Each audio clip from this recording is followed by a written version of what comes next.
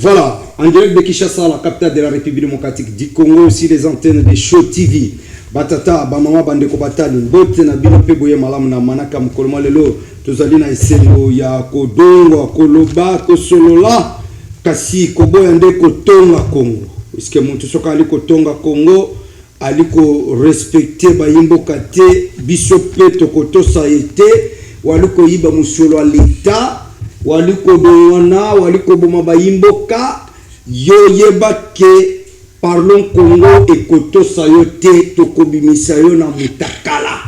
Ici on parle du Congo, ici on analyse le fait pour na bayimboka, ici to yaka koluka bavina ba TikTok te kofinga te kodongwana te awa mayimatali Congo. Voilà deux sujets au menu ya discussion mukolo molelo. Bongo, tata mokozo école Félix Antoine Tshilombo Tshisekedi na Paul Kagame oyo ya Rwanda basili bongo kocha mukoloto na bango na likasa liboso Trump pona kinya et puis bokabol ya affaire commerciale entre Rwanda et Congo. Qu'est-ce que le peuple congolais peut attendre si magnon sur les Kanaki likasa historique?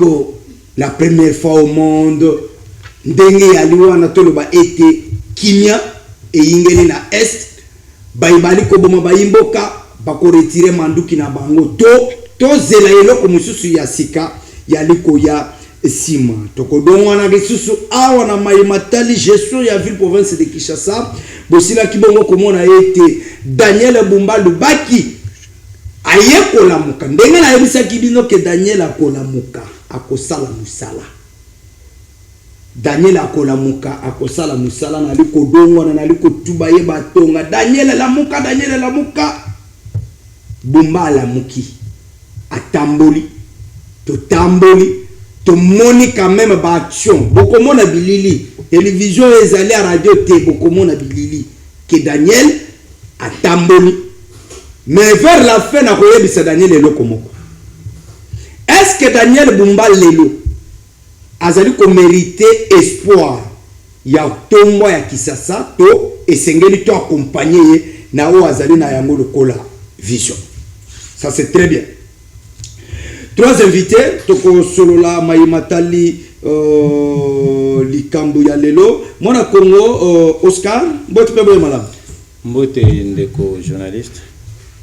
Et je salue aussi co-débatteur Nangai. Mais permettez-moi aussi de féliciter l'artiste Fally Ipupa. Oui, tu capes la merveille. Oui, pour l'annonce de son double concert de Stade de France.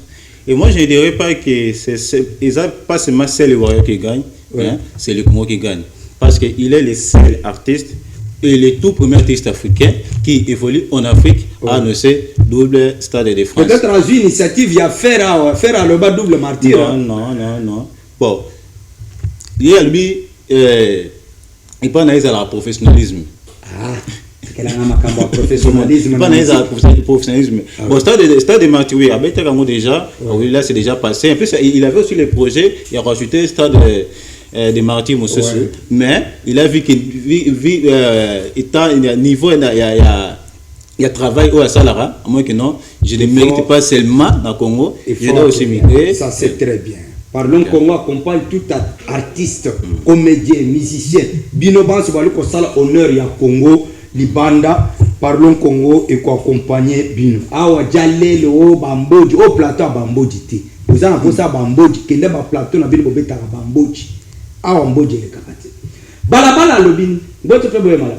Mbote na pende ko Benoît mbote na ba kongomani nyonso bazo souffrir ndenge moko na ngai balabala ko batika balabala ko bandona na bosoto olala kana fulu la mukaka pembeni ya fulu ta bisiko zali moto pesa ki confiance o moto mabe bala si mazo mayele molobeli ya balabala lelo pesi bino mbote malgré na se ya pasi to bosana meilleur ve parce que za temps ba fête na kanisi bino ngala pesi bino ba meilleur ve. Merci beaucoup. Balabala meilleur ve kalatea parlons Congo tozali na o tokodondo awa voilà mwana Congo Bénéfice Kabasele coordonnateur principal initiative Daniel Bumba bote pe boye mala. Oui mote ndeko gelo mote na banadinyo sabato la ndabisa na ngongo oyo mbote na ba téléspectateurs na biso nyonso bazolanda biso mbote ya ba membre nyonso ya initiative Daniel Bumba mbote ebele ya mokonzi o ba benga le number 1 de la ville de Kinshasa Daniel Bumba le meilleur gouverneur toza wana to uti terrain donc mosala zo sala makasi nde na uti terrain boye na tiki bana mai bazo sala mosala elo ezali salongo spécial na pesi bango nyonso mbote na tombeli bango mosala malamu de sorte que tozo rendre vie na biso propre malgré état tozo la kango tozo bongisa mboka oyo ba ina mboka déjà ba bebisaki malgré les défis est énorme mosala za kosalema Daniel Bumba mbote na yo. Merci beaucoup Daniel Bumba. Je crois que tokozonga en image par rapport ya kokita ya Daniel Bumba na commune ya Makala. Je crois que tokozonga la paix salongo et salami lelo puisqu'on a quelques extraits ya musala mais tozonga na régie ezalaki na initiative utaki epa ya mwana Congo Al Gires abese ya Emeboje Saka Baimboka oyo bali ko soutenir le nouveau président de l'Assemblée nationale basila kibongo ko salela ye messe d'action de grâce par rapport ya élévation oyo bang selon bango bamoni ete utika kepa ya Nzambe elekeli na zela fachi béton et aujourd'hui Emeboje azali président Assemblée nationale on rentre à la régie et salamaki na cathédrale Notre-Dame de Lingwal. Ça c'est pour la première fois initiative natina ya boyba jeune.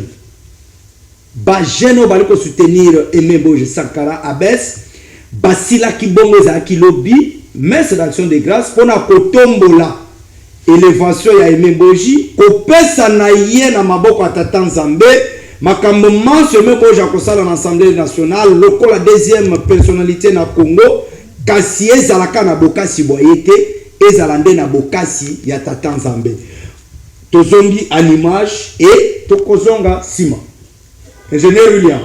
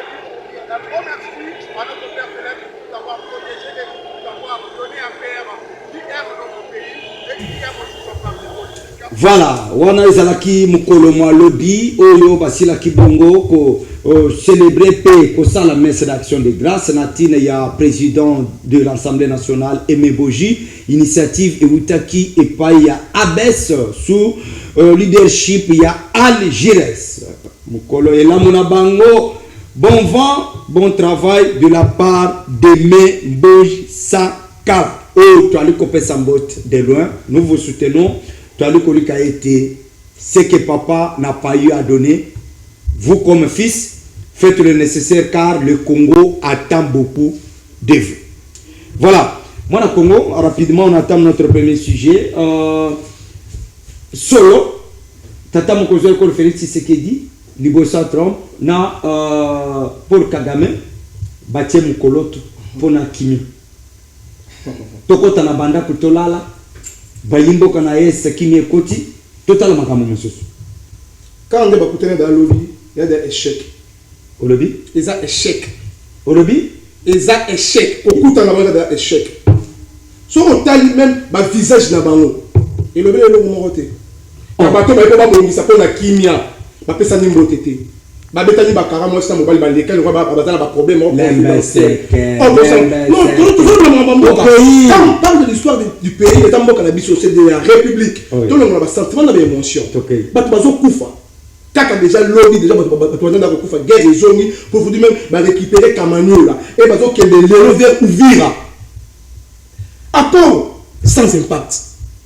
Accord est bénéfique pour la bisoté. Et ceux qui accordent qui bénéfique pour la biso, accord il fallait que les canons de l'Assemblée nationale et ça l'a examiné. Bateau biso to pesa qui va voir, bateau biso to voter pour le la biso, bataille yango, ba examiner yango si réellement vrai, et ça pour l'intérêt, il y a ba congolais nyonso, né to délégué chef de l'État Félix Antoine Tshisekedi a que jusqu'au bout il y a processus. Mais botinda qui était Bana batinda qui Banane batinda qui bon selon yo tant on lobby qui est d'abord que tal ngo boza échec selon yo échec ou quoi mais échec de outil là au départ tout l'accord à droite l'accord de droit où sommes-nous c'est un processus processus bien sûr c'est le fait on est encore c'est le fait pour nous c'est le fait Zali nous devons faire la guerre avec le Rwanda. Ah bon? Organisez-nous nous sommes ça on se dit d'être les gens meilleurs chaque jour Batu bazo kufa le monde va quitter Kamanyola va se déplacer. Non, il va faire une condition de vie. Ils sont à confondre de Tambola. Batu bazo kufa chaque jour. Les gens meurent chaque jour. Batu bazo kufa dans la mission de Balette. Batu bazo kufa baza congolais. Les sous ne vont pas botter na est. Problème ne vont pas botter na est. Mais yango tata mo kozo ko na ko mata ko kita na ba peuple de façon ka le kakinya mais déjà lobby. Est-ce que yo monique apport ya Amérique na masolo ya Congo na Rwanda? Vous ne voyez pas que quand même un changement au-delà il y a atrocité et salama qui lobby mais quand même ça inspire. Il n'y aura pas un changement et je espérer sur les locaux et puis le pour espérer accord on reçoit le accord à Genève Félix Tshisekedi a retiré signature. Je vous dis ce qu'il a fait Félix Tshisekedi a retiré signature. Lui-même au fond il était mécontent. Ah bon? Il était très mécontent. Quel est notre bénéfice? Mécontentement là et tu là pour ton battre la souveraineté en Moka, pour ton battre l'intérêt territorial, il faut tout le monde poser biso pour ça pour ton battre la Moka la biso pour ton soit paix il faut tout le monde out ali banda pour ça pour ton soit paix biso moko to s'organiser le loso qui il craignent plutôt Russie azotelma c'est parce qu'il est fort OK c'est parce qu'il est sûr de lui-même. Nous devons aussi être sûrs de nous-mêmes.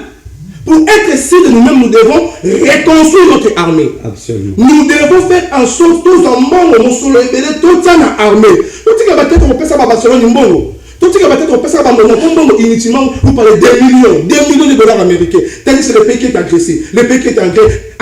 Est-ce que tu penses que la dépense budgétaire est un modèle voilà? Didier Boudjimbo payé plein à sport. Ceux qui te continuent à bouillir. Biso ba congolais to kobima na balabala ko to benga Félix Tshisekedi to kobima na balabala ko to balabala ezaka yi de pesa bango bana poko bino boko même il est pèse yemo zo regretter même il est pèse yemo zo regretter ndenge mboka exagéré mais je dis ce qui est vrai ouais mais zo tchaba on fait la bac to ya liboso ba caméra to ko loba to ko défendre les individus moi je défends les individus. Moi, je défends l'intérêt de notre peuple congolais. On appelle les victimes. Mais surtout le monde de caméra, tout le monde de de vie de PS, ok. Moi, je t'en la mabe. Surtout le monde de la caméra. Bon, c'est palpable. Nous tous sommes mécontents. Nous tous sommes essayer la façon où on voit les choses. Tu vas dire que tu recommandes à la Félix Tshisekedi. Merci. D'accord, mais la main. Moi, je suis Oscar. De quoi le but qui kota la kaka bilongi ya bato bazala kiwana il y a déjà échec abakisi élément mususu que na tata mokonzo ekolo azala ki mécontent.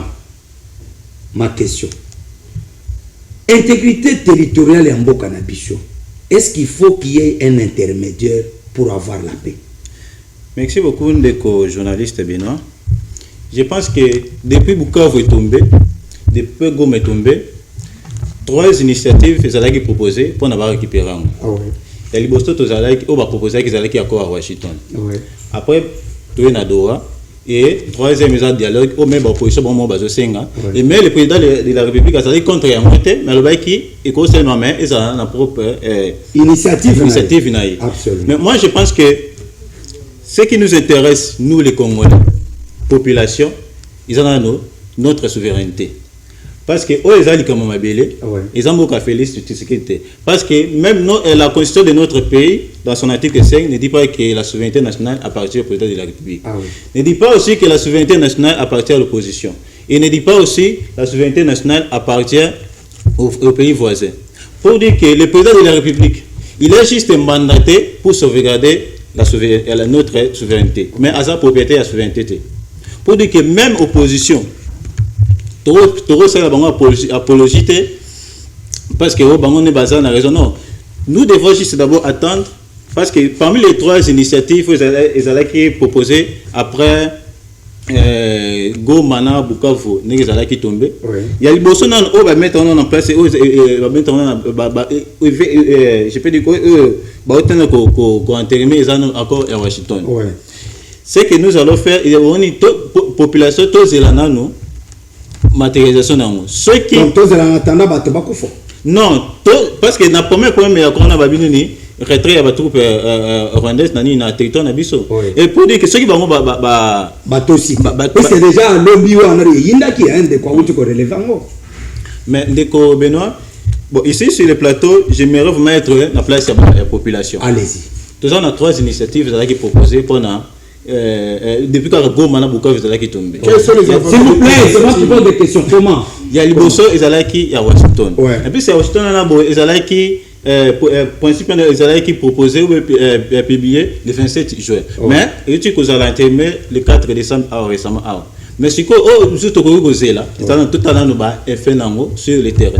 Parce que le peuple congolais c'est là, c'est souveraineté dans. Alors souveraineté tous en angle parce qu'on doit relever que le président lui-même n'était pas content parce que Natala qui parmi photo dans la photo Trump a payé Mbote a souffert na litoi monsieur balobi que Kagame ba pesanika na loboko et de l'autre côté tata mokonzi école accord ya Kangaki mais Kagame na Trump ya bango ezaki ya kofungwama bamususu balobi que gesto le président a salaki c'est-à-dire azalaki na esengote kotala baninga balakisi ba signature na bango mais yaye afinika est-ce que gesto na ezali ko bomba eloko d'abord de Benoît président de la République a kendaki ko signer accord to pe ya accord to pe par exemple fallait pour ça signer tout contrat à Stade de France azane sengo non a OCP là mais au président signé il y a Makila à quel point était ça la comédie on a reseka bon on a concernant remarque que ça là qui lorsque baninga batali signature mais il y a ZPI bon moi je pense que place on est là qui erreur matérielle bon ils allaient le président parce que il n'était pas vraiment, je vais te corriger, tout pour courir, qu'il faut tout le monde. Non, mais tout le monde, il ne doit pas être au courant, puisqu'il faut pas caméra. Ce que tu as qui mange bien. C'est qu'il y a quelqu'un qui a eu. Il a essayé. Il a interprété mon témoin le bac en France, geste. Alors, est-ce qu'aujourd'hui, on peut conclure que Tata Mokonzi Ekolo, ce qui a couronné qui est tenir, il faut déclarer la guerre. Bon, des journalistes, au début, depuis prise à Bukavu, Goma, trois initiatives qui proposées. Oh, ils ont mis balai. Oui, il y a Washington, parce que ça fait d'être intérimé. Mais ce que total est là, ce qui est simité, nous allons revenir avec Oadoa. Ce qui est Oadoa est simité, tu vas faire dialogue. Mais à condition que trois propositions et tout récupérer Goma na Bukavu. C'est ça qu'on a intérêt, c'est là, nous avons besoin. Merci, mais la main. Makambo mboka badongo na kango na lombango te sinon okonyata bana na fufu. Moi na Congo Benoît, bino batoyi de pes nenge ko lobiki, bino pe no lengo ko tambwisa mboka. Bozali na esengo te. Kuna problème ate. Lelo tata mokonzo ekolo bauti bongo kotia mokoloto na likasa kuna na Amerika biso banso to moni bilili mais dans la catégorie ya ba congolais mususu bali kolika ete tata mokonzi ya ekolo abimisi bulumbu ya Congo libanda que s'assumer à l'interne pour te mettre hors état de nuit mongona. Et ça état de faiblesse? Oui, à votre question état de faiblesse, je dis non. Je voulais un peu d'abord rebondir à l'ami qui a voulu un peu à Sangisi, à Zui, Mafuta, à Sangisi Namayi, donc il y a des fois Makambazo de bataille, dans le sens que on doit savoir que quand on parle de ces pays, le pays n'appartient pas à Félix Tshisekedi, le pays n'appartient pas à l'opposition et à la majorité. Non, je termine d'abord. Les pays nous appartiennent tous. C'est comme aujourd'hui, Félix était comme nous, non? Il était comme nous. Nous étions partis aux élections, il a été voté pour engager le pays. Ouais. Vous devez savoir ça. C'est de même qu'aujourd'hui, nous avons un pouvoir dont nous travaillons sur base de mandat. Ouais. Demain ou le lendemain, Félix Tshisekedi va arriver à la fin de son mandat, vous dire que non. Et donc, j'ai laissé le pouvoir, quelqu'un d'autre va continuer. Mais aujourd'hui, ce que Tshisekedi est en train de faire, c'est de mettre les pays sur la bonne voie. Allez-y. L'ami, je vois, il me dit que même l'IDPS est en train de recruter pour Nani. Non, ça c'est lui qui est en train de dire. Parce que aujourd'hui, aucun membre de l'IDPS ne peut jamais regretter de ce qui est en train de aujourd'hui, là où le pays est en train, là où nous sommes aujourd'hui. Aucun membre de l'IDPS ne peut jamais regretter. Parce que là où ces pays ici, l'IDPS a hérité ces pays. Et là où nous sommes aujourd'hui, c'est la nuit et le jour. Ah bon? Oui. Mais bien, comprenez qu'un pays, un enfant qui était perdu, lorsque vous retrouvez votre enfant, donc c'est. Comment vous pouvez. Parce que les pays s'étaient déjà vendus en avance par le régime de Kabila. Je dis ceci. Non, c'est quand par son langage, vous comprenez un peu. L'ami, ce que moi je vois, c'est que il n'a pas eu le temps de lire l'accord. Vous comprenez? Avant de venir sur le plateau comme ça, parler de l'accord, on ne peut pas venir pour tout raconter ma camarade. C'est malheureusement que je comprends qu'il n'a pas de temps de lire. L'accord en question, on doit savoir que l'accord a combien de parties? Qu'est-ce qui est même à l'interne de l'accord? Je vais donner la notion à notre ami. Non, après même l'émission, après l'émission, je vais lui donner cet accord pour qu'il ait le temps de le lire à la maison. Mais nous sommes. Comme l'État congolais, l'accord ici a été déjà fait. Il y a ne connaît pas. Là, ne connaît pas que cet accord avant que Tshisekedi. Un avion vert, tout ça, il a déjà. Non, personne. Non. C'est-à-dire que. L'accord ici a 9 parties.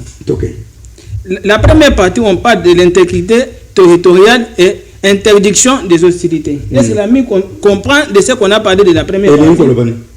Quand on parlait de l'intégrité territoriale, qu'est-ce qu'on fait parler? On fait que la RDC aujourd'hui retrouve son intégrité aujourd'hui qui est envahie par le Rwanda.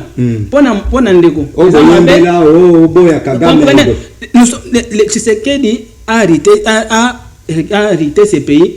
Déjà, RDC envahi par les Rwandais il y a plus de 30 ans. Ce n'est pas un secret. Au moins peut-être, non, je ne sais pas s'il y a eu le temps de lire, donc quoi de ce soit, peut-être pense que aujourd'hui, ce qu'il s'agit en train de faire, c'est ce qui a créé ça. Je termine. On parle, deuxième point, on parle des engagements. Non, je ne saurais pas terminer. Je vais dire seulement juste les 9 points pour la mise à jour. Le premier point, on parle de l'intégrité territoriale et interdiction de société. Deuxième point. On n'aura pas le temps. S'il vous plaît. Moi, je les lis comme ça, je vous pose une question, on peut s'y répondre. Ça va. Selon accepte par la présente d'être lié par les dispositions suivantes. 1. Intégrité territoriale et interdiction des hostilités. 2. Désengagement, désarmement et intégration de groupes armés non étatiques. Mécanisme conjoint de coordination de la sécurité. Réfugiés déplacés internes et considération humanitaire. MONUSCO et autres soutiens militaires. Cadre intégral économique régional. Mise en œuvre des règlements de défense des différents. Mise en œuvre Et s'il vous plaît, mise en œuvre et règlement des différents. Disposition finale, entrée en vigueur. Ok. Entrée en vigueur. S'il vous plaît, dans tout ça, Binoba a pouvoir. Vous avez failli à quel niveau pour tout comme on n'a pas peur? Non. Au contraire, la question que vous allez poser, c'est que dans tout ça, quel est l'avantage de la RDC? Parce que jusque-là, l'accord est entré en vigueur par la signature du chef de l'État. Vous comprenez? Oui. L'accord est entré en vigueur. Alors, on va parler de la faillite. Il faut demander quel est l'apport, les bienfaits de cet accord que nous attendons. C'est ça la question que nous attendons. Écoutez, s'il vous plaît. L'article 9.1, s'il vous plaît, 9.1, ils allaient dans le accord. Si les choses étaient bien gérées, on devait y arriver. Donc, ça dit que la question, jusqu'à vous me posez des questions. Non, s'il vous plaît, on a lu ça. Si les choses étaient bien gérées, on devrait arriver à ce point. Bien gérées par qui? C'est moi qui pose des questions. Alors, c'est là où j'ai dit que non, la question n'a pas sa place. Tu sais qu'il a trouvé les pays qui étaient déjà vendus. Mais tu comprenez?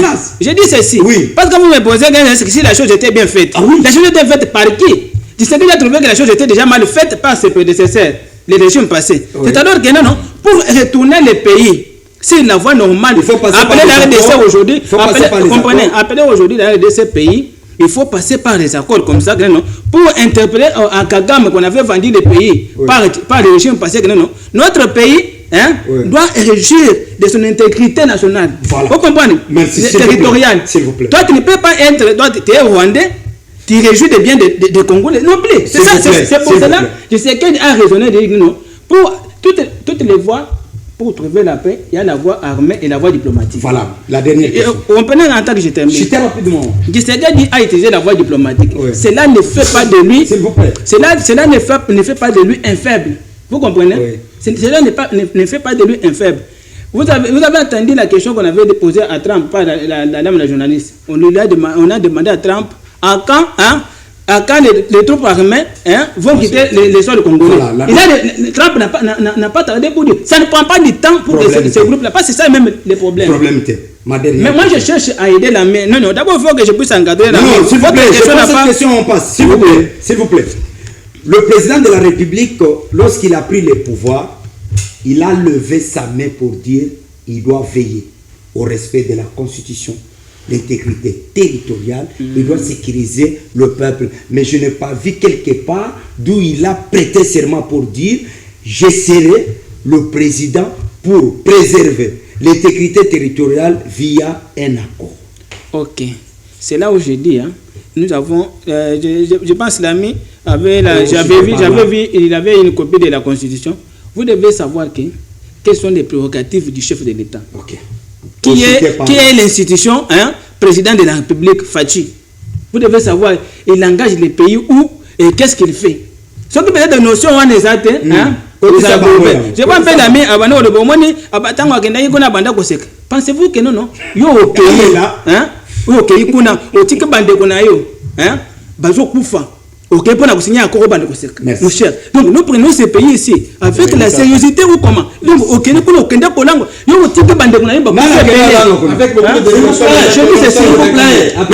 Otike bande kuna yo, beaucoup de millions ya bangolais.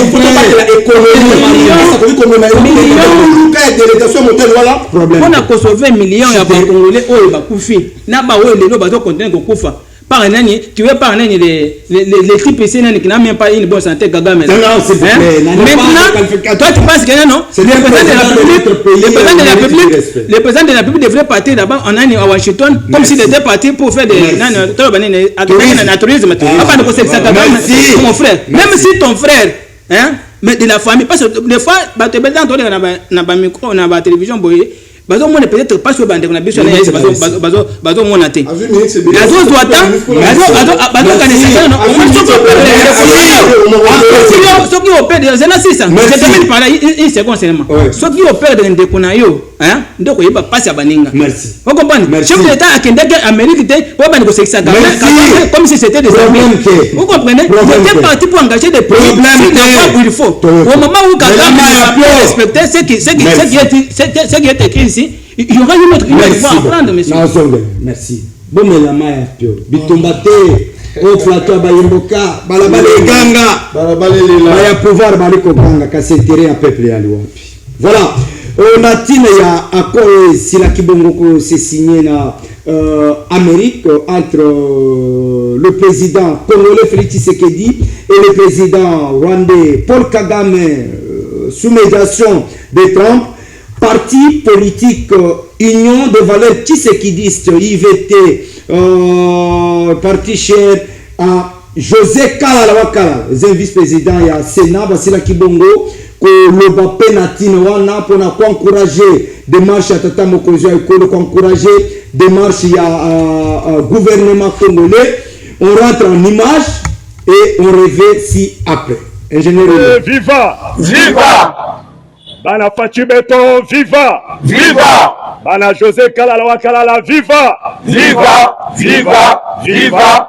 Avec Dieu, nous faisons les exploits. Nous, cadres et membres de l'Union pour les valeurs tshisekédistes, UVT en sigle, parti cher à l'honorable premier vice-président du Sénat, José Kalala Kalala, témoin du tournant décisif que connaît l'histoire de la République démocratique du Congo suite à la signature le jeudi 4 décembre 2025 à Washington de l'accord de paix et de coopération entre la République démocratique du Congo et le Rwanda sous la médiation de Donald Trump, président des États-Unis d'Amérique.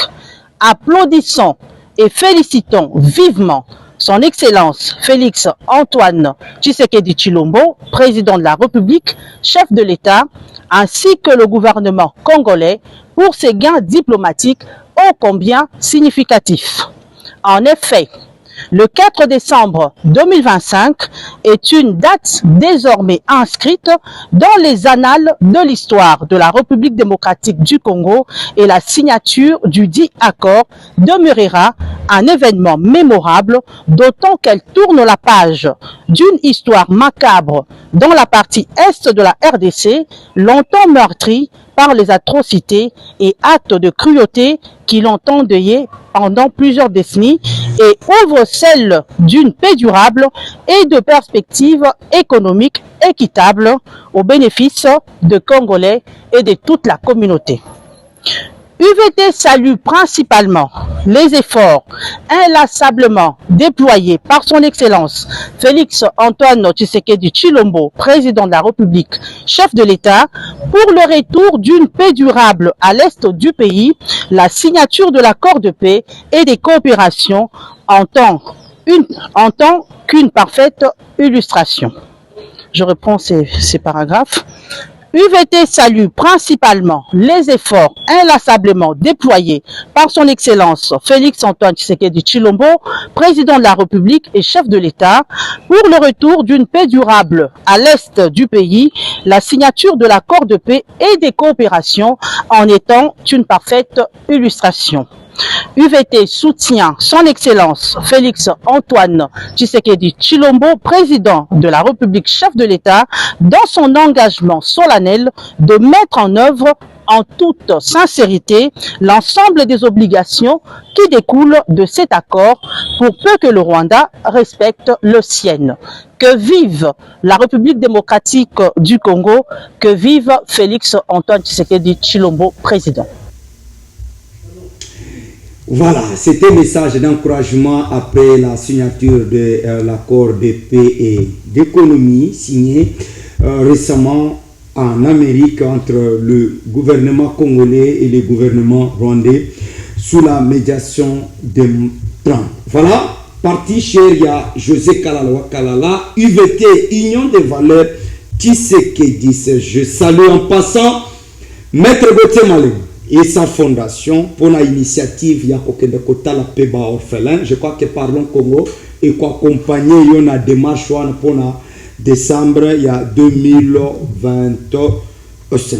Moi à Congo on a décrié comment on a été c'est détruit, tu sais qu'il y a ainsi de suite. Alors, quelle est la meilleure solution que vous pouvez proposer après la signature de cet accord?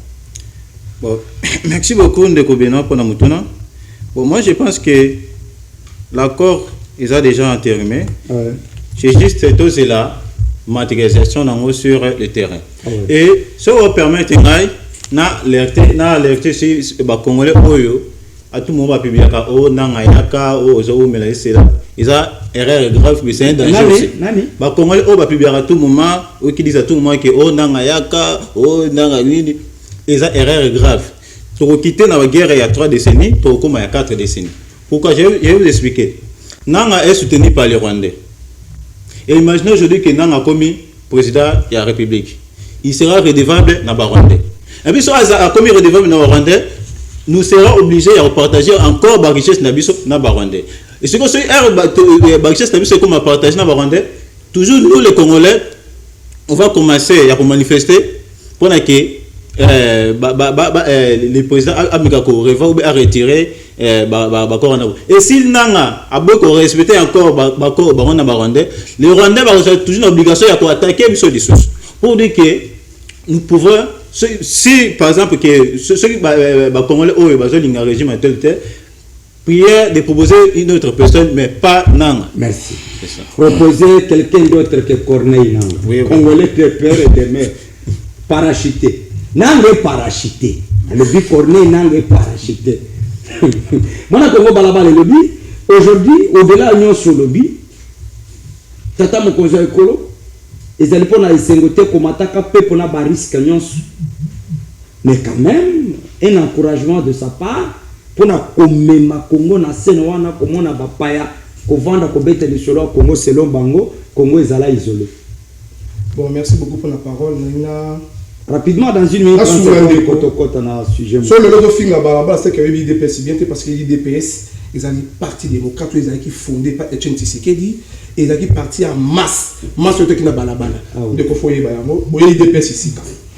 Donc, il faut comprendre le mot commis, la phrase commis. La RDC et le Rwanda ont signé le cadre de l'intégration économique régionale. Une initiative bilatérale, il faut comprendre bilatérale. Innovatrice qui libère le vaste potentiel économique de la région des Grands Lacs, créer opportunités pour le secteur privé américain. Ah, Baba, qu'est-ce que c'est Amérique? Attends, d'accord. Faut bien comprendre ma combat commun dans la vie. On peut se boyaki, qu'on la richesse na Rwanda. On peut se boyaki, biloko la biso et bima et les canavois ya Rwanda, parce que ce sont des Rwandais qui nous tuent. Ce sont des Rwandais qui sont congolais, le lot officialisé.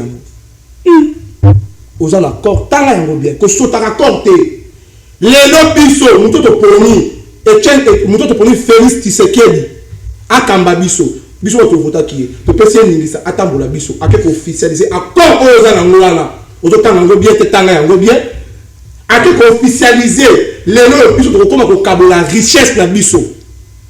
Na Rwanda. Et comme la voie, il faut les cas toujours par Kigali. Or, nous sommes entourés de 9 pays voisins. Est-ce qu'il faut toujours les cas par Rwanda? Il faut les cas en Zambie. Il faut les cas en Angola. Il faut les cas en Rwanda. La meilleure solution serait quoi? Mais la meilleure solution c'est que la souveraineté nationale va négocier en monté. Mais puisque négocier, la négociation va accord, ça peut tout négocier. Ok, on peut négocier. Si tu es fort, donc pour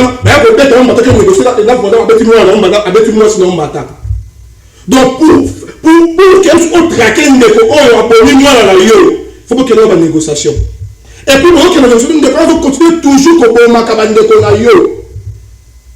accord à cesser de faire. Où sommes-nous? Accord et comporter le côté. Mais nous avons prophète à mais la zone est comporter le côté. C'est quoi la zone? On a l'accord à Lusaka, à Kendawa. Mais dans une histoire, mon frère. Chité. encore pour aboutir na eloko moko te c'est numéro. Alors proposition les alliés tout se réorganiser. nani Tout ce qui va faire on sera gaspillage va détournement inutile. Pour la faire tout ce qu'il dit, il faut qu'on bête le ministre Moussou. s'il vous plaît, il n'est pas dictateur. Non, je vous dis, la zone ma vérité. Mais ma papa va tout aux autres biso, tout va pas battu. Ma papa va tout détourner comme un million de soir. Na ba conseil de ministre parce que rapport aussi de Félix. Pas bien. Mais parce que sur les plans écoutez comme ça par ça. S'il vous plaît, on est à la dans le conseil des ministres. Nous sommes parce que au salité. Depuis Félix Tshisekedi a eu pouvoir, tant qu'il y a 5 personnes qui ont détourné la prison. Bon, bateau va la mission dans le plateau. Ba pesa 5 personnes oyo bakanga la faire détournement si dans la prison. Merci. Mais mon frère, chita rapidement de quoi? Pour chiter, biso, nyonso ba congolais. Toi là c'est ma Félix Tshisekedi parce que c'est ça qui est pouvoir. Absolument. Mais souci la biso ezali. Tout ça la dialogue intercongolais. Na bana. Mais non, Congolais, je parle de Congolais qui sont clean. Notamment. C'est déjà parce que la tête de Benoît. Alors qui souveraineté ou négociation, bon dialogue les négociations de on a un problème, nous sommes attaqués par les voisins. Merci. Pour que tu puisses la solution ici pour que tu merci. Nous sommes attaqués par les s'il vous plaît. D'accord, Benoît. Ici, nous voulons être pragmatiques. Bamso va critiquer accord, Bamso va soutenir Yango. Mais qu'est-ce que vous, en tant que Mouyi Mboka, vous proposez au-delà de l'Union sur Ok, merci beaucoup, des journalistes. Moi, je sais que on ne peut jamais critiquer quelque chose lorsqu'on ne connaît pas son contenu. Allez-y. Ok, nous avons moni de kuboyoli azamabe. Bovanda na yete. Donc on a moni ka travailler na ye, na moni azamabe, c'est n'importe quoi. C'est que moi je vais dire à l'ami ce que on ne peut jamais rejeter l'accord en bloc sans toutefois connaître d'abord. Il a une partie quand il pense on utilise seulement les termes bilatéral. Lui donc pour lui bilatéral ça veut dire que Rwanda a joué, Ghana a joué. OK. Entre les États il n'y a pas d'amitié, ce n'est que des intérêts. Oui, bien noté. Les intérêts sont partagés. Tant que partagés, comprenez. Quand au moment où le chef de l'État, Félix Antoine Tshisekedi, a eu pouvoir, sur l'andaki, malobana et liboso, alobaki boy, la RDC pour nous n'a aucun pays au monde, a minéré, réserve ya minéré ya monde entier, c'est la RDC. Alobi boy, c'est que nous voulons. On ne fait pas que yo boya besoin minéré na biso, hein? Au bon bande ko na biso, ya kana grande porte. O yibisi na na boy. Nazo so par exemple or, mais nazo tongela bina ba opéter na Congo mobimba. Nazo so par exemple cuivre, nazo ça dit gagnant. So yo bilatéral ya ngonde balobi. Balobi te que non. Ba ko so na ni oye boye, yo so pe non, isa ya que non to so bon de mais na minute autant to lo ba. Il y a déjà plus de 3 décennies o minéré na biso. Na ba usine belé et c'est plantant na ni na Rwanda. Au Rwanda comme peut-être le premier producteur ya coton boy, o et pas na yete. Mais bazo so ngo d'une manière frauduleuse. Mais bazo so ngo au prix de quoi? Au prix de 100. O bazo bande ko na biso kona pour bazo. Mais ce qui est le chef de l'État de Bike, o de o ya besoin na moyibi, hein? Le plus important c'est que au côté na grande porte. Aussi la voie légale, qu'est-ce qui est mauvais? Chita rapidement. Il y a moyen de comprendre le texte. Moi je t'aide pour te dire que non. Le plus important, ce n'est pas de lire, mais c'est de comprendre le contenu. Voilà. La solution bilatérale ne signifie pas que non. Bah, il y a besoin d'un autre. Il y a par exemple, je peux vous poser la question. Ça, vous voyez, répondre. Ça, vous voyez, qu'est-ce que toi tu fais avec le coton? Parce qu'on a besoin d'argent pour que le pays se développe. Mais bon, tu n'as aucune. Jusqu'à preuve, jusqu'à aujourd'hui, nous n'avons aucune usine ici au Congo. Où est-ce que traiter le coton? Vous comprenez? Mais en attendant, le problème c'est au cause où Il a fallu pour négocier avec les tu parles, moi je ne parle pas. S'il vous plaît. Moi je te prête l'oreille. Ça me fait du tort. Jusqu'à présent, tu peux me dire là où se trouvent les îles où je traité coton à Congo. Il n'y en a pas. Merci. Mais comme nous n'en avons pas, il y a moyen de négocier. Il y a peut-être un beau gâtel. Il y a une usine à coton à Congo. Au Congolais, Congolais. Merci. Intérêt au partager. C'est ça ce qu'on veut. Bilatéral, c'est partager. Je dis, pour chuter, je dis que cet accord, donc c'est moi, je peux dire que c'est une bénédiction. Avoir Félix Tshisekedi comme président de la République, moi j'ai toujours dit que c'était une bénédiction pour ce pays. Merci. Parce que si au moment que nous parlons, que Félix Tshisekedi n'était pas arrivé au pouvoir, je ne sais pas, au moment ici, nous serons vendus peut-être. S'il vous plaît, apaisez-vous, sinon nous ne saurons pas. L'accord est bon, nous devons soutenir cet accord et faire toute ça divulgation encore au bâtiment pour comprendre. Jusqu'au moment où l'accord n'est pas encore compris par beaucoup de Congolais.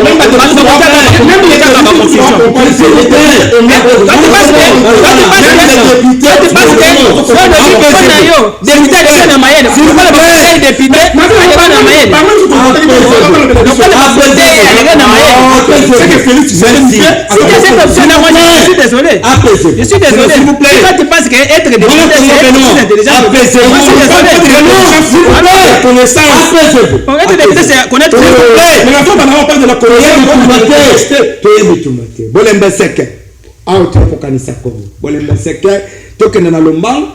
Sinon on ne saurait pas aller au-delà. Daniel Bumba Lubaki, comme je vous l'avais dit, donnons la chance à Daniel Bumba.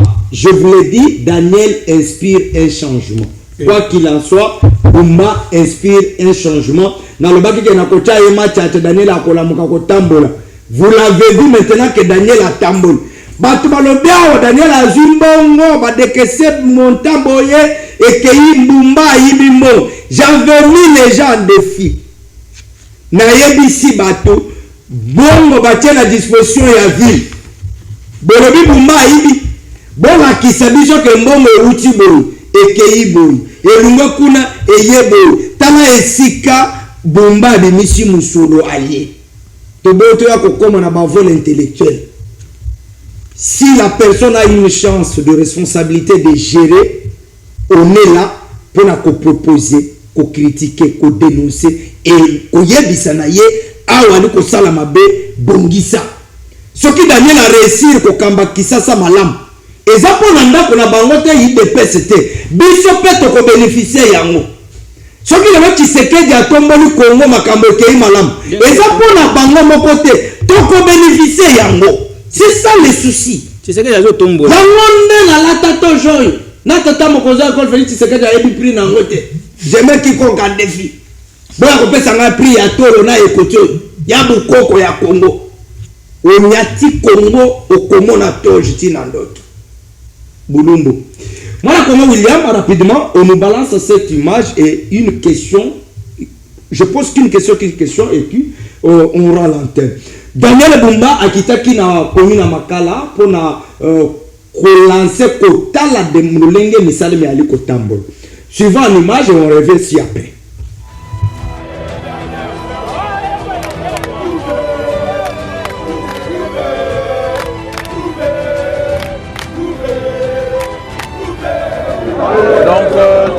Le chantier est déjà ouvert. Les alliés au salaire aux amis sur 4 mois, selon les experts, on apprend haut.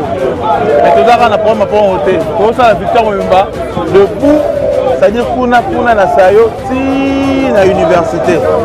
Bon, on a dans l'enseignement Makasi, hommage mérité et appuyé au chef de l'État, Félix Tshisekedi Tshilombo. Dans ma vision, toujours coach ça, béton, identité na kata Kinshasa Mobimba. Depuis que le Congo est Congo, vous voyez, Makala n'a pas besoin de là, on va dire que Basangis n'a pas commis mon soutien. On a eu mon Makala, et la première fois, Makala vit Ngoluana, na Simaya Félix Tshisekedi Tshilombo. On s'en voit na Makala. Mwana ya Makala. Biso toza na Zaba 47. Lopango na biso eza na pression. Vision o eza ya 1970. Moi je suis né en 1970. Bamna bota mina koli na kuti kenjelo eza munene koza la prince. baboti na biso bakufi lelo grâce ya papa Daniel Bumba nazoba liboso ya Nzambe liboso ya bato na Nzambe yo oza mopambolami tonyati makadamu ntango ya potopoto tokotelema boye te na nzela ya gouverneur Daniel Bumba tozwi banzela ya kati depuis makala ezala makala bala liboso tozwa banzela oyo ya kati basala biso elenge esangana na bungu basala université esangana na ngamba banzela ya kati nde oyo yango mpena nde tozwi na nzela ya Daniel Bumba Lubaki mwana mboka ya solo solo tozopesa coup de chapeau na chef de l'état mais aussi na gouverneur Daniel Bumba donc Nzambe abakisa bino mikolo et puis apesa bino sous makasi pour que bosala oyo eleki même pour bosali la vision des engorgements ya ville pour qu'il y ait peu d'embouteillage tozoliye lisusu elenge sa na université oyo eza venu mokulu mpe ezolata béton président Fachi azokota lisu na mokulu nde tolobaki tozona béton partout à Kinshasa de sorte que fluidité ezala oyo bozomona lelo bacomplication na bambouteillage epuis voilà eozwa solution bambouteillage bozomona lelo oyo banzela osalema désengorgement toye spécialement na makala et ici il y a quelque chose d'important à souligner makala bande ezala makala na ndenge na ye moko ekotutana na commune mosusu te eza mbala liboso na histoire ya makala kozwa bongo banzela yango ya ndenge nini banzela ya biskuit te ya tioko te banzela ya misuni donc babeton bena ya misuni mpona kolakisa ke batia kosigne béton na bacoin et recoin de la ville de Kinshasa au travers de l'action du gouvernement provincial.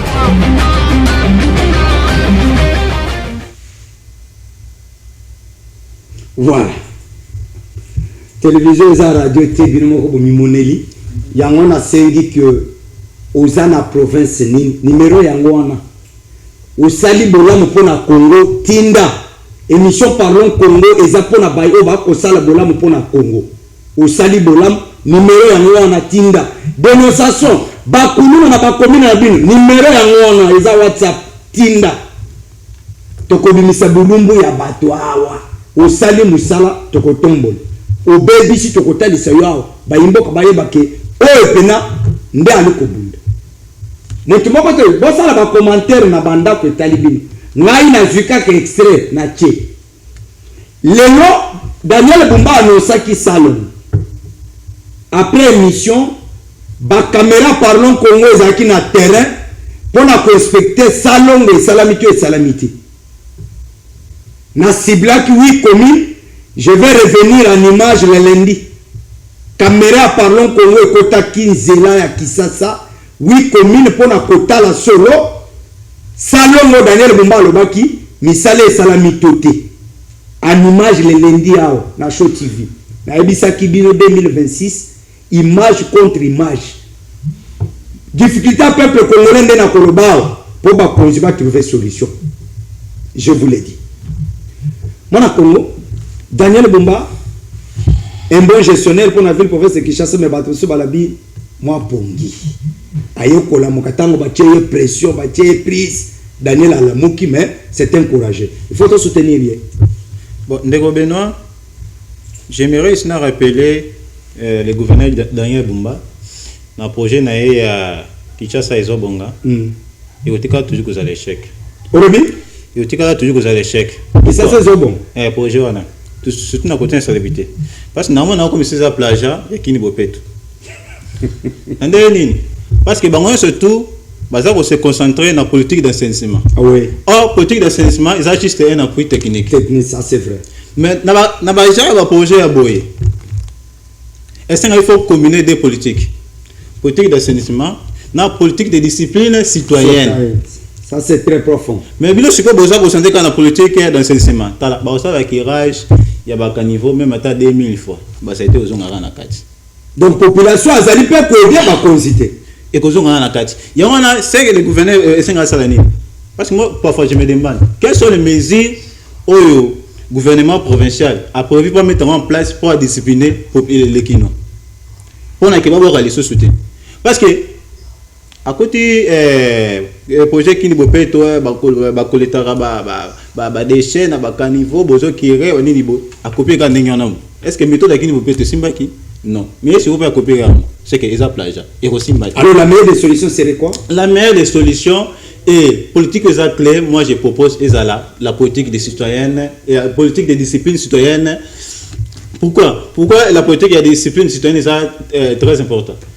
Parfois, lorsque on rédige un projet, il y a de la question. D'abord, un projet où il y a Kinshasa Zobonga. Il y a de la question. Si commence à présenter la vie de Kinshasa, être ça, les bébés, pourquoi?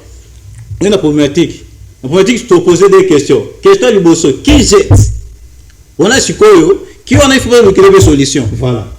Et puis, qui on a une population. Et puis, il faut indiquer les Kinois, ils atteignent la publicité dans la télévision. Non. La publicité, ça ne suffit pas. Mais il faut. Il fait sa action, monsieur.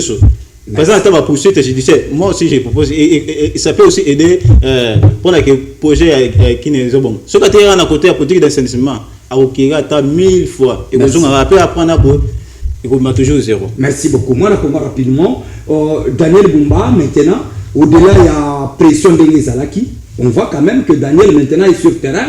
Aller inspecter le chantier, bon mon avancement, vous avez d'ailleurs lancé salon chaque samedi. Je crois que je dois revenir en image pour lundi. Est-ce qu'aujourd'hui on peut encore espérer un changement au chef de Daniel Bumba? Oui, ça y est, Daniel Bumba a été élu comme notre gouverneur de la ville, province de Kinshasa. Oh, faux Daniel! Daniel Bumba, faux Daniel! Daniel, écoute, ceux qui sont dans les boulots bancosi. Aussi, à Kolia, il y a des mois en Zambé, à des misabiso dans les boulots bancosi. Oh, faux Daniel! Faux Daniel! Daniel, faux Daniel! Il y a un seul hasard. Il y a un seul hasard dans la Bible. Là, tant que la semaine, on dit, attaquer les bosso, et c'est là qui, comme la Bible était. Ngo Bible, on a bien. Oh, il y a André, le côté jusqu'au Daniel, qui cherche dans la carte de Boulou à Bankosi. Oh, à Kobi, c'est sur la Bosoto. Zokande, à Bibo Koye Bangaï. Bino, Boye Bangaï. Je dis ce qu'il fait. Allez-y. Est-ce qu'il faut pour gouverneur à ça, la Moussa, la ville, il y a prophète Kinshasa, Oyazo Kamba, il faut pas tout le monde critiquer. Il faut pas tout le monde les médias. Il faut pas tout le monde zinda. Pour Daniel, la montre que le salon ou ma casse bandit. Ah! Donc, il faut pas ça salon. Il faut pas mesure un dans ma casse en retour sur la terre à qu'il y ait la poursuite judiciaire. Mais, si on dit Daniel à Zosala, dans la tamoli, le rôle de samedi, à tel qu'il y a des gens qui salle la tamoli, ma comboli mbangu. Mais il y a un gars qui a fait la laisse à Liboso, il y a un chef. Oh. Et tout le monde sanitaire va venir là. Non, le monde Daniel à la makala. Na makomi à makala. Ce qui m'a dit, il s'est dit que le monde sanité. Quelqu'un n'a rompé Gambela. Quelqu'un n'a rompé Gambela. Je me suis dit que tout le reste a rompé ou bien le parent de Kaka. Ah, n'a vu quelqu'un dans la direction de Birmanie. Fou le bandit banana avenue Ngiringiri Kengeti na avenue Mafuta bafulu ya bafulu. Kilenda na wenza ba yakabakanga. Pour me faire les à moins de 40 mètres. Depuis ba 40 là na butu de comment kopa ba négocier ba ndumo monter voilà parce que na bosoto wana. Je vois ba ça au lieu de na bosoto. Au lieu de na bosoto. Pas des allégations. OK, on est à 24 novembre. Là, chiqué par là. On est vers mon bel, la compagnie de la Kolobakututé. Même de Kolangaï. Ce qui nous faisons cocater, avenue Victoire. Est-ce qu'on parle de l'avenue Victoire, l'état de l'avenue Victoire? Il y a une avenue d'histoire. Ba caméra na la izakoni. Mais non, totika kokote na muto zo kokate pour comme musala. Nous tous nous sommes des chômeurs. C'est ça mon problème était. Mais totika na koto ya peuple, tout ça la vraie. Bon c'est ça l'image on est avec. Pour ma kosuma mo kondu ko na fraternité le la vérité. Mo kondu ba kosa kayete. Mo kondu ba bakaya na mo solo na respect. Na sengi na place na ye na rigueur. Je koko mulumba. Merci. Toi man décor. Allô décor. Allô? Oui, dans un direct na Show TV parlons Congo, makani sina. Ah. On a critiqué Makasi alors que na niveau ya Daniel Bumba a Sengeli au travers en collaboration na ba bourgmestre ba commune entre autres na niveau ya Gambela na lobby nous on a administrateur à marché Gambela nous on a bourgmestre ya commune na Kasavubu oh ba tenga ko sala mutsa pour nous soutenir ville province ya Kinshasa et ba bongo za bongo très propre so qui nous sorti que la Daniel Bumba et so fait sa face to linga kamini ko proposer ko za na analyse mo ba tellement scientifique et politique qui peut permettre de la biso ba doza ko la ndebino na ba na te ba bongo ko za pe na moi sans ya compréhension na ba sujet comment est-ce que vous débattre so qui Bumba ko kita na ba komi bongo ba mettre comme ça na ba ngoni donc il faut qu'on propose à ba initiative peut vous soumettre bongo ba dossier na maboko ya ba commune pour commune et soutenir mes villes donc na moku sen nego azala vraiment très chaud et très rapide ya que Daniel Bumba tandis que biso doza ko mona mosala d'ailleurs ko sala aza moto na isika o peut-être na ko kisite a ko samale male po ba o be bazala ka ba sala bien malamu te mingi te ko leka merci beaucoup Matoni merci c'est ça sabo keseni oh ouais yo moko kaka Daniel oh yo ba nanda ko ba ko misere ba te ndeko alobi bien politique faut ça là bazala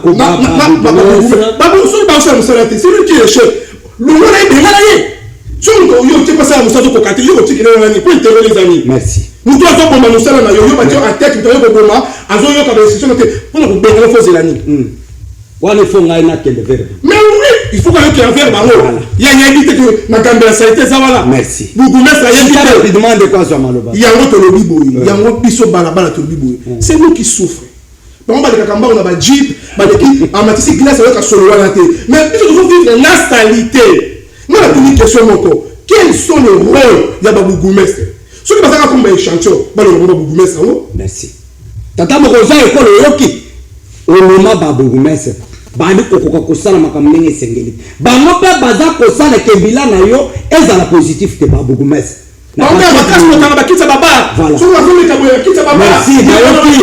bayoki tata mokonzi ya ekolo baconseiller commune tino lelo tina $10 bazwaka te Denis Kadima oinventa biso ya élection ya baconseiller commune tino lelo olobaka lisusu te ke bandeko wana bavivaka ndenge nini batambolaka ndenge nini tino lelo bazalaka na place ya kosala bareunion na bango te babougumestre bali kokipe bango te bali komona bango bapapier po babougumestre wana bazalaka nome na ordonnance présidentielle tata mokonzi ya ekolo s'il faut abréger cette ordonnance là na tina ya baconseiller sala yango comment bato bakozala des années baconseiller kana mino bali kozata le meilleur te et pendant que babougumestre baza na bambongo bazwaka na bakomi mpona nini kozala na motema ya kosunga mpe baninga te ntango na koloba boyo peti ya waleso wana mbanga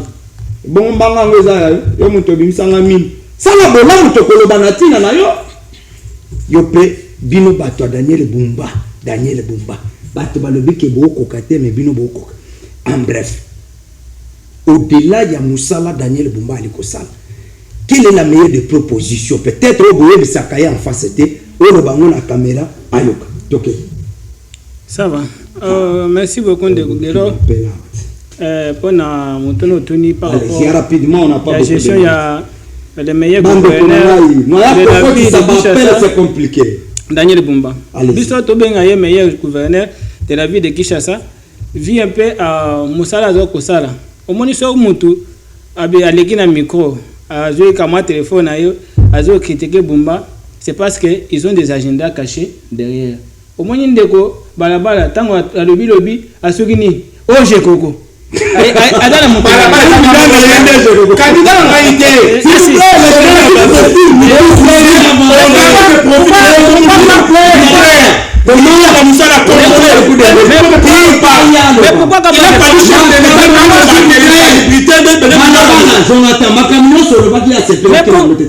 mais pourquoi quand moi je prends la parole il est mal à l'aise? Je suis pas mal à l'aise. Ça la calme, j'étais en calme. Comment encaisser? Ça dit que bato o nyonso bazomona bazoloba oyo o bomba boy baza bato moko baza na bagenda kashi no biso toyebi benake Daniel Bumba c'est le meilleur gouverneur de la ville de Kinshasa, le meilleur gouverneur que la ville n'a jamais connu. Ah bon? Pourquoi? Je n'appelle ça exemple moqué. Parce que avant il y a soigner maladie, hein, il faut y avoir cause de maladie wana ezanini.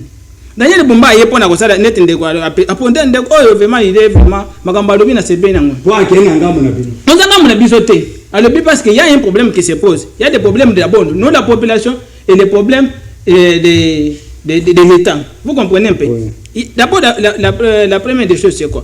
Daniel Bumba a une ville où comprenez que Kimbuta a la gestion de la ville où nani wo mususo nani ndoki oy appelez pas les gens de oy pena yende muto abomi pena nani so oy nani biso to président nani akota ko na yete ko sanga kanga vous comprenez?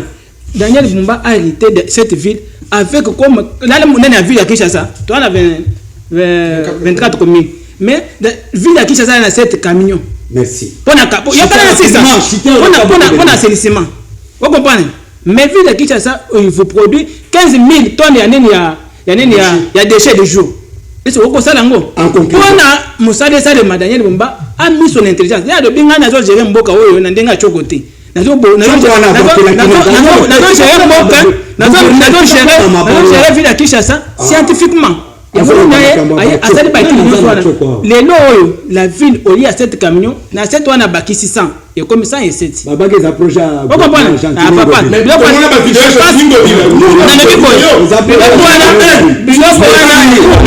Biloko wana gouv alekaki na nini na chaîne de télévision ou le bac en monoko na yoki. Et quand une autorité à ce niveau là ne peut pas passer à la télé. Voilà. Non, programme est ça. Je suis pour dire ceci. Au moni Daniel Bumba passage na yelobi na makala au moni ne bato bazo yembela ce n'est pas une messe à faire bato tango mama zo na botami na makala na koi na makala na bali na makala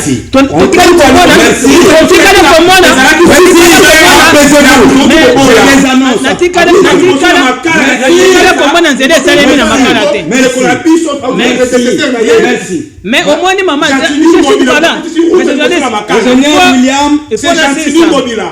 calme, ne faut pas être mal à l'aise quand moi je parle de Bumba. C'est pas question de mal à l'aise.